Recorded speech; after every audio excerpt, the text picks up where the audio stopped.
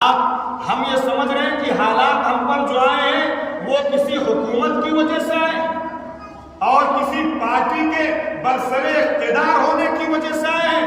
آپ اور میں اپنی زندگی کیوں نہیں ٹھکارتے؟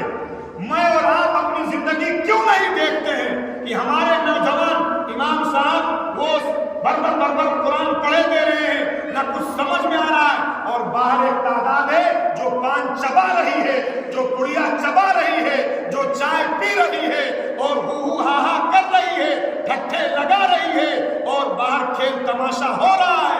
اور جب امام صاحب رکوع میں جائیں گے تو یہ دوڑے دوڑے آئیں گے، نماز میں شریک ہو جائیں گے۔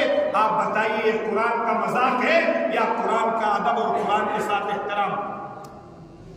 آپ کیوں نہیں کھڑے ہو؟ کیا آپ کے دل کے اندر اسلام کی غیرت مر چکی ہے؟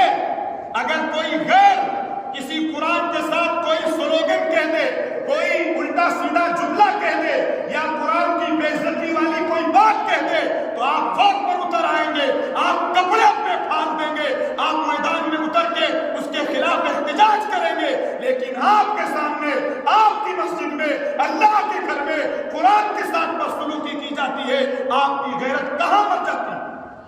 آپ کیوں نہیں کھڑے ہوتے ہیں کہ نہیں ہم ٹھہر ٹھہر کے سنیں گے؟ ہمیں موقع دیا ہے اللہ نے، حافظ جی آپ ٹھہر ٹھہر کے پڑھیے، ایک ایک حرف ہم سننا چاہتے ہیں، ایک ایک حرف ہم سمجھنا چاہتے ہیں۔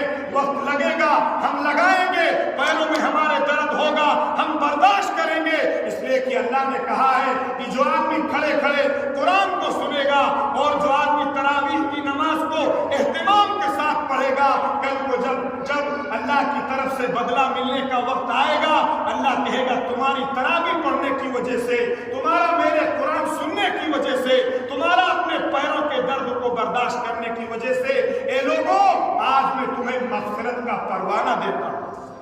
اس مغفرت کا پروانہ آپ لیں گے، قرآن کا مذاق اڑا کے